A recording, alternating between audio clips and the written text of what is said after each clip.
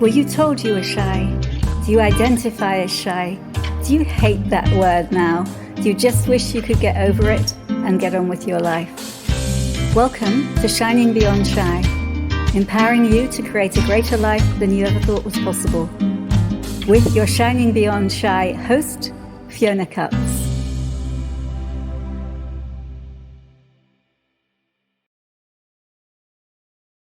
Hi, everybody, and welcome to this episode of Shining Beyond Shy. I'm your host, Fiona Cuts. So I'm calling this week's episode, What Are You Willing to Put Up With? And it's really interesting. I was in Montenegro last week, and so the sort of backstory is that I was in Montenegro during the time of Corona. And can we talk about that like that's in the past? We're nearly getting to the point where we can talk about it in the past. When I say the time of Corona, I was there, well, basically 2 years ago when Corona was really full on and everything was locked down. I happened to be there. I chose to stay there. I had an amazing time there. And then over the subsequent 18 months, I was sometimes there, sometimes not. And I absolutely adored it when I was first in Montenegro, and there are still things that I really like about it. But I chose to do my residency there without really noticing that it didn't suit me anymore. And so I had to go back to Montenegro last week to undo my residency. And so basically, I had there was a mistake made with my ID card. So before I could undo my residency, I had to go and rectify this mistake, which meant queuing up in the police station. So when I was originally doing my residency, I queued up in the police station at least twice. And it took between half an hour and an hour, and it was slightly Soviet-esque and loads of papers everywhere, no computers. But it wasn't really unpleasant. You just had to know that, you had to spend an hour there and be willing to do that one morning. But with this thing of my ID card, my accountant told me immediately, oh, it's all changed. It's much busier.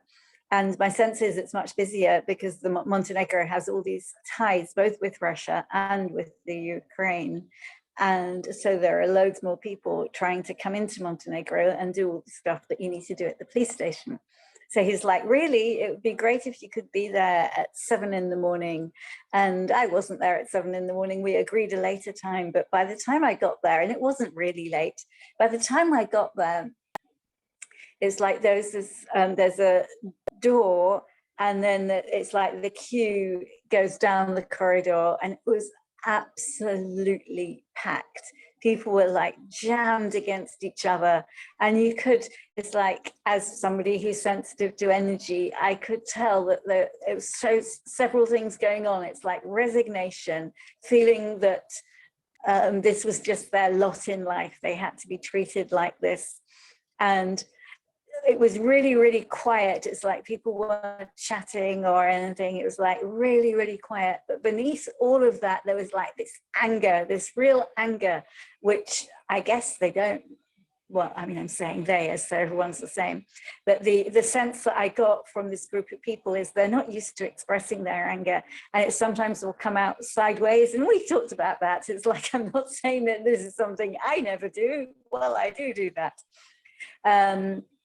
But it was really uncomfortable to be there. And almost immediately, I actually found it hard to breathe. There were so many people there that there wasn't fresh air to breathe. It was really, really, really unpleasant. And I rang my accountant, Turkish guy, amazing person. And I was like, do I really have to do this? Is there any way out? He's like, look, Fiona, sometimes in life, we just have to do stuff.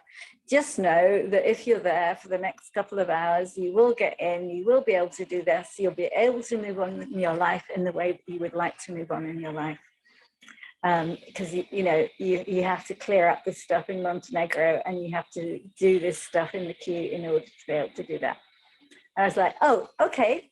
I'm okay with that. And sometimes I get that. Sometimes we need to do stuff that we don't want to do just for the broader picture of what it's going to create in our lives. I absolutely get that. And I was like, okay, Fiona. And I remembered that I was able to listen to music on my headphones. So I did that and things got a little bit better, but it was basically intense. And at a certain point, there was a lady next to me, really sweet lady. And we started to chat, and she was from Belarus. And she's like, oh, I have to queue up once a year. I've been here for 5 years. I have to queue up once a year. I just know it's going to be difficult. And then she's like, although it's not normally this difficult. And she told me that the Russian people were in this queue. The Ukrainian people had a queue of their own because they're refugees. But it's like this influx of people was making everything slower and more difficult.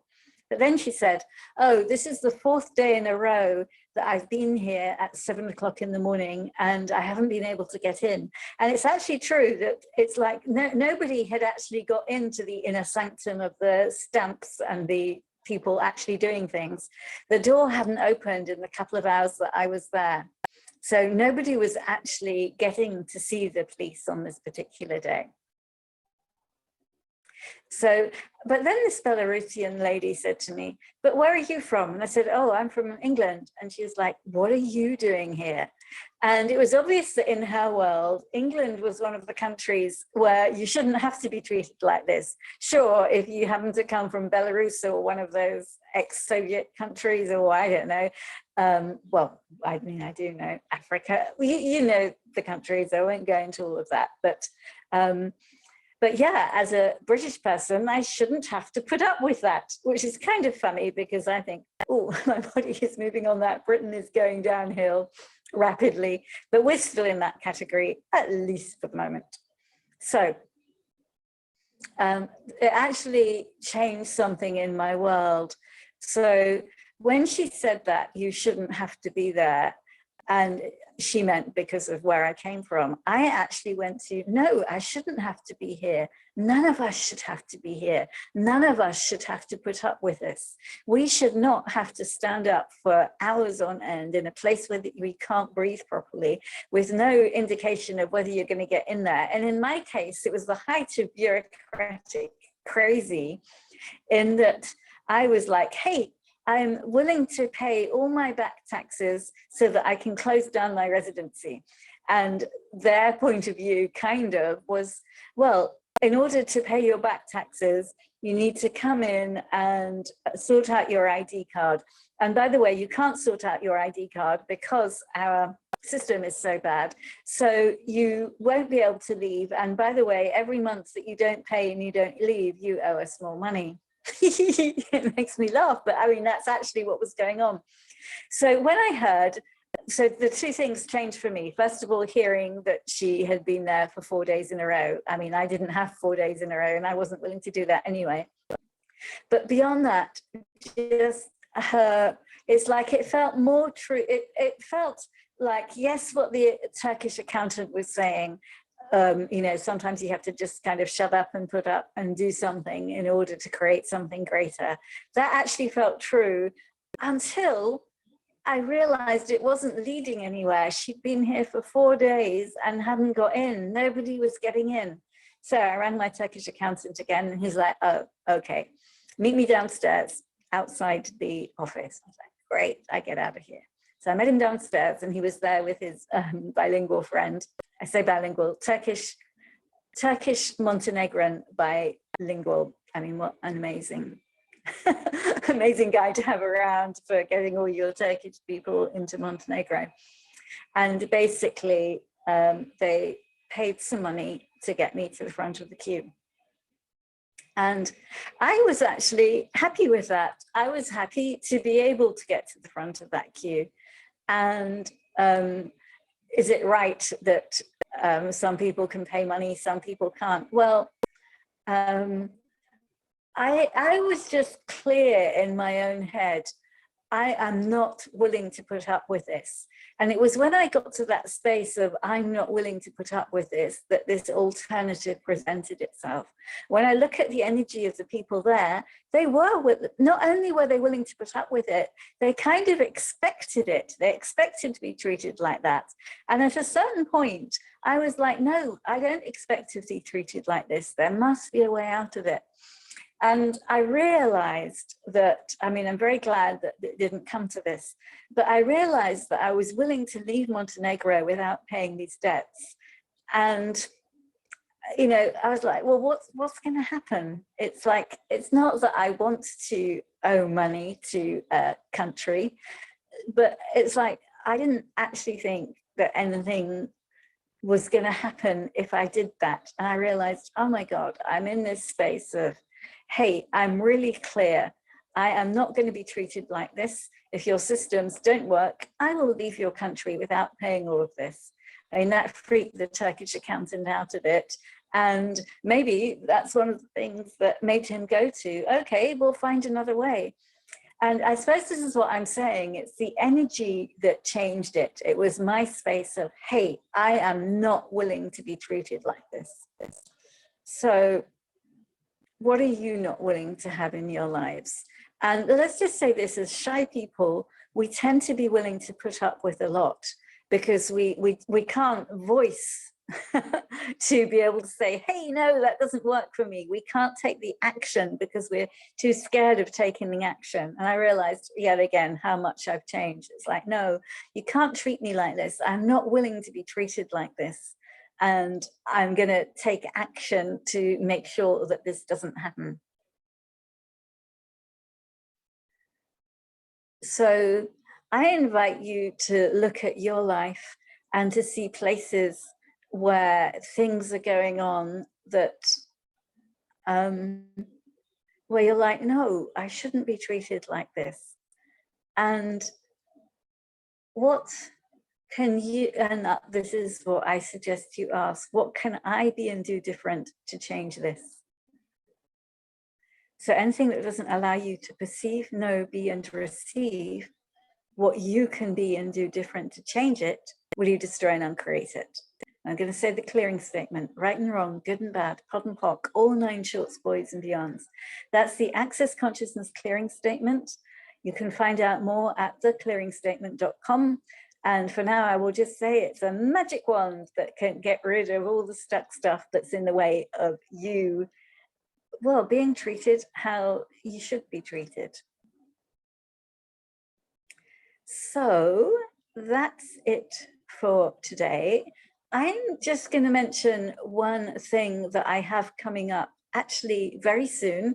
It's in 2 days' time, and it's called Uprooting and Unearthing the Causes of Shyness. And it's an hour-long Zoom. And really, it's one of the first things that we need to do if we're going to change where we are with shyness. Actually look at the root causes and release them. And I mean, I've talked about this many times before, that we tend to think that shyness is unchangeable. We may think it runs in our family. We may think it's a genetic thing. Or we may think that we're such a bad case that we'll never be able to change it. So this is my invitation to you. If you would like to take the first step in, or the first next step, listening to these podcasts is already creating something. If you'd like to take a bigger step towards changing your shyness, then I invite you to this Zoom. You have to be quick, it's in 2 days' time. And we will put the link in the show notes. That's all for now, and I will see you next time. Bye-bye. Thank you so much for listening to this podcast. I'm so grateful for you. It would be great if you could subscribe, great if you could leave a review wherever you're listening. And if you'd like some quick, simple tips to overcome shyness wherever you are, please go to my website, fionacuts.com, where you can download my free product, 5 Steps to Overcoming Shyness Wherever You Are. Thank you again, and see you next time.